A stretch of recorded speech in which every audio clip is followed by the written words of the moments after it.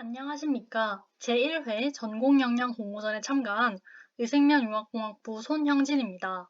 저는 전공영양을 최대한으로 활용한 학년별 대학생활 가이드라는 주제로 본 내용을 준비해 보았습니다.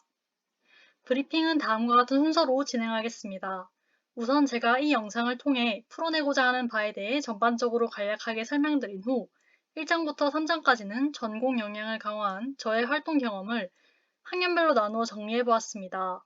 그리고 마지막 4장에서는 그 외 후배들에게 공유하고 싶은 이야기를 드리며 말씀을 마무리 짓겠습니다. 제가 대학교 전공으로 의생명융합공학부를 선택한 이후 새내기 시절부터 4학년을 앞두고 있는 현재까지 3년간의 과정을 기록해보고자 합니다. 돌이켜보면 방향성이 잡혀있지 않아 학년이 올라갈수록 졸업 후의 진로에 대해 고민하는 동기들이 정말 많았습니다. 저 또한 그랬기에 비슷한 상황에 있을 후배들에게 저의 경험이 하나의 사례로서 진로를 결정하는 데 조금이나마 도움이 되었으면 좋겠다는 바람을 가지고 1장으로 넘어가겠습니다. 21학번인 저는 2기 입학생으로 당시 졸업한 선배들도 없었고 어떤 곳으로 취업할 수 있을지에 대한 정보가 너무나도 취약했습니다. 어떻게 보면 의생명공학에 대한 관심 하나로 신설과를 선택한 것은 대단한 용기가 필요한 행동이었습니다. 대부분이 그렇듯 저 또한 1학년 새내기 시절에는 진로에 대한 진지한 고민도 없었고 노는 것을 우선순위에 두며 학교를 다녔습니다. 취업에 대한 생각도 막연했고 1학년 때는 그냥 즐기라는 선배들의 말에 정말 아무 걱정 없이 행복하게 지냈습니다. 하지만 대학교에서의 첫 전공 수업을 듣고 저의 예상보다 많은 과목이 데이터 사이언스적인 역량을 요구하여 의생명 융합공학이 아닌 의생명공학만을 생각하며 과를 잘못 선택한 건 아닐까 하는 불안함과 당황스러움을 느끼기도 하였습니다. 혹자는 의생명공학으로 가고 싶은데 데이터 사이언스 분야의 과목을 왜 이수해야 하는지, 취업에 있어 직접적인 영향을 미치지 않을 수도 있고 공부하는데 스트레스만 받는다고 생각할 수도 있습니다. 저 역시 과거에 그런 의문을 가진 적이 있었습니다. 하지만 학년이 올라갈수록 넓고 얕게 다방면의 전공 지식을 배우는 저희 과의 특성을 잘 활용한다면 충분히 장점으로 승화시킬 수 있다는 것을 깨달았습니다. 또한 그러한 과목들이 있었기에 현재와 같은 진로 방향성을 세울 수 있었다고 생각합니다.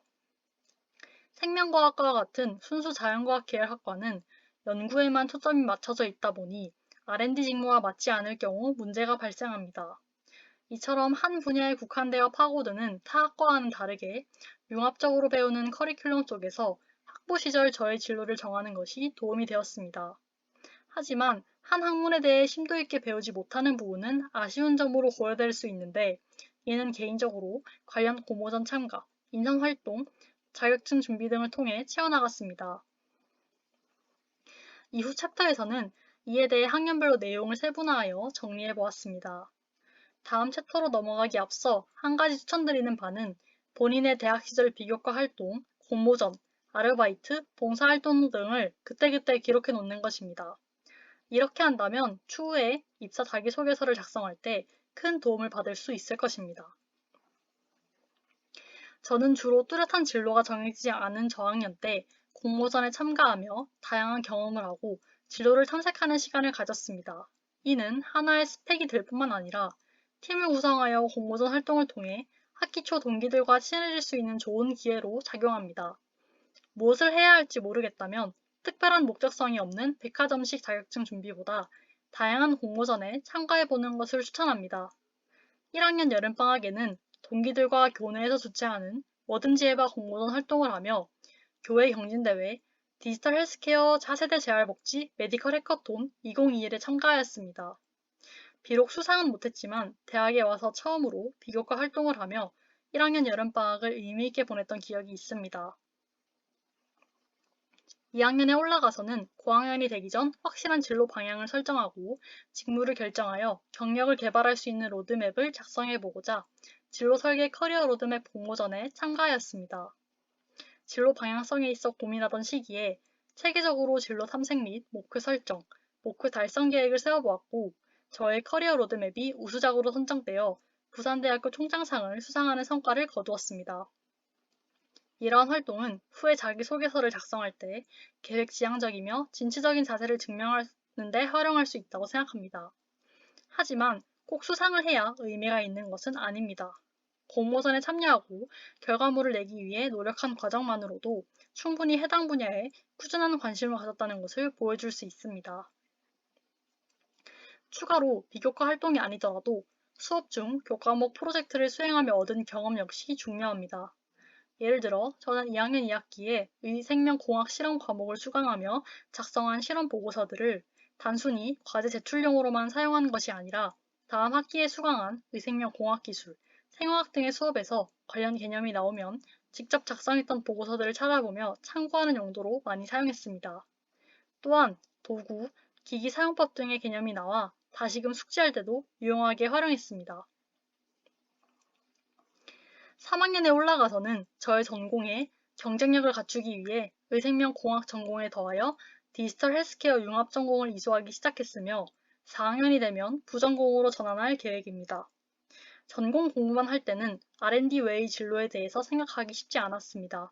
하지만 디지털 헬스케어 융합 전공을 이수하면서 바이오 헬스케어 산업에서 의생명공학이 가지는 가치의 중요성을 배울 수 있었고 해당 분야의 가능성은 무궁무진함을 알게 되며 앞으로 차세대 바이오 헬스 전문가로 성장하고자 하는 마음을 가지게 되었습니다.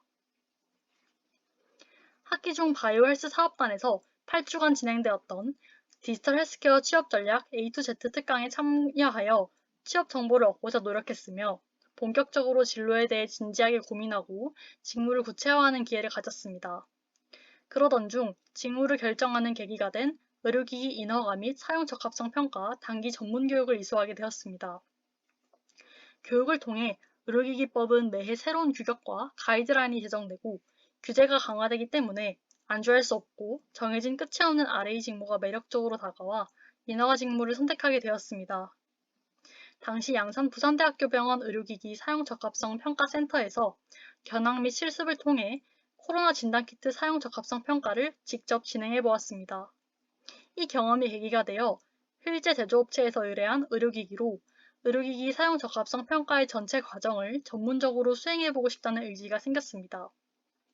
따라서 이후 여름방학 2달간 의료기기 국내외 인허가 컨설팅 기업 세운 파트너스에서 인턴십에 지원하였습니다. 인턴십 기간 동안 의료기기 사용 적합성 평가센터에서 실제 제조업체에서 의뢰한 장비로 사용 적합성 평가를 위한 계획 수립부터 평가 수행, 보고서 작성까지의 총괄적 업무를 수행하며 실무적인 부분을 현업에 적용해 보았습니다. 이후 겨울 계절학기인 현재도 현업에서 업무를 배우기 위해 동일한 기업에서 인턴으로 근무하며 각 2개월씩 총 4개월의 산학 인턴십 경험을 쌓고 있습니다. 지원하고자 하는 산업과 비슷한 환경의 현장에서 일해본 경험은 좋은 스펙으로 작용할 수 있으며 실제 회사에서의 의사소통 능력을 키울 수 있습니다. 학교에서 배우는 이론과 직접 현업에 뛰어들어 보는 것은 생각보다 큰 차이가 있기 때문에 졸업 전 회사 생활을 미리 경험해 보는 것은 좋은 기회가 될 것입니다. 덧붙여 학기 중 언어교육원에서 주최하는 한국어 도우미 활동도 했습니다. 글로벌 시대에 발맞춰 아랍권에서 온 친구와 서로 언어와 문화를 교류하며 제2외국어 능력을 향상시켰으며 활동 후 작성한 보고서가 우수 보고서로 선정되는 성과도 이루었습니다. 이 경험을 통해 영어권 국가가 아닌 나라의 외국인과 소통할 때의 두려움을 없앨 수 있었습니다. 또한 같은 과 동기 4명과 팀을 구성하여 현재까지 취업 동아리 활동도 지속해오고 있습니다. 각자 목표를 설정하고 취업 관련 정보를 함께 공유하며 직무 관련 자격증도 취득하였습니다. 동아리 활동의 일환으로 학기 중 시간을 내어 서울 코엑스에서 열린 2023 국제의료기기 전시회, 국제병원 및 헬스테크 박람회, 한국제약바이오 채용 박람회 등에 적극적으로 참여하며 의생명공학 분야에서 다양한 취업 경로를 탐색했습니다. 또한 제가 가고자 하는 인허가 직무는 각 나라의 RA와 교류하며 미팅하는 업무가 주를 이루기 때문에 두려움 없이 외국어로 소통할 수 있는 능력이 중요합니다. 따라서 졸업 요건과 취업에 모두 필요한 어학 자격증으로 회화 실력을 키울 수 있는 시험인 오픽으로 준비하였으며 다른 지원자들과의 경쟁력을 갖추기 위해 IH 등급으로 목표 설정 후 달성했습니다.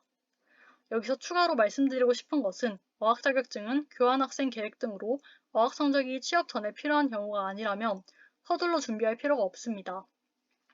유효기간이 2년으로 제한되기 때문에 효율성을 고려하여 가능하다면 전략적으로 3학년 말이나 4학년 초에 취득하는 것을 추천합니다. 3학년 2학기에는 전공 교과목에서 다양한 텀 프로젝트를 수행했습니다. 생체계측, 인공지능 등의 과목 중 가장 기억에 남는 것은 의료용 3D CAD입니다. 실습부터 학기 말 텀 프로젝트를 수행하는 과정에서 설계 도면을 보고 의료기기의 구동 원리를 잘 이해할 수 있었습니다. 이는 직접 설계를 하는 업무가 아니더라도 해당 과목을 이수하며 CAD 작업을 하는 솔리드웍스 프로그램을 사용해봤다는 점에서 그렇지 않은 사람보다 유리하게 작용하여 인허가 직무에서 또한 업무 이해도와 일처리 속도를 높일 수 있습니다. 이런 식으로 본인의 직무에 맞게 교과목 프로젝트 경험을 활용할 수 있습니다. 가장 최근에 참여한 활동은 바이오헬스 창업 아이디어 공모전으로 간호학과 학생과 함께 조를 편성하여 AI 의료기기 아이디어를 고안하며 디지털 헬스케어 산업 시장에 지속적인 관심을 가지고 있습니다. 이외에 직무 역량을 키우기 위한 개인적인 노력의 과정은 다음과 같습니다. 어학 자격증 취득 후에도 영어 공부를 지속하기 위해 생활 속에서 영어를 가까이 하고자 노력하고 있습니다. 매일 15분씩 원어민과 전화 영어를 통해 실무에서 사용하는 영어를 익히고 있으며 외국계 기업으로의 취업도 고려하고 있는 상황에서 미국 바이오 헬스케어 시장 동향을 파악하고 진출 전략에도 꾸준한 관심을 가지고 있습니다. 이는 국제사회에서 바이오 산업의 흐름을 파악하는 데 유리하다고 봅니다. 또한 교회 봉사활동으로 중학교 1학년 때부터 재활원 봉사를 10년간 지속해오고 있는데 이는 제가 가고자 하는 회사에서 직접적으로 봉사 시간을 요구하지 않더라도 무언가를 꾸준하게 하는 성실성을 증명할 수 있습니다. 4학년을 앞둔 겨울방학인 현재는 인턴 활동과 동시에 스페인어 자격증 취득을 목표로 설정하고 해당 언어 공부에 열중하고 있습니다. 대부분의 지원자들은 영어는 기본으로 하기 때문에 저는 특화하여 스페인어가 가능하다는 경쟁력을 갖추고자 합니다.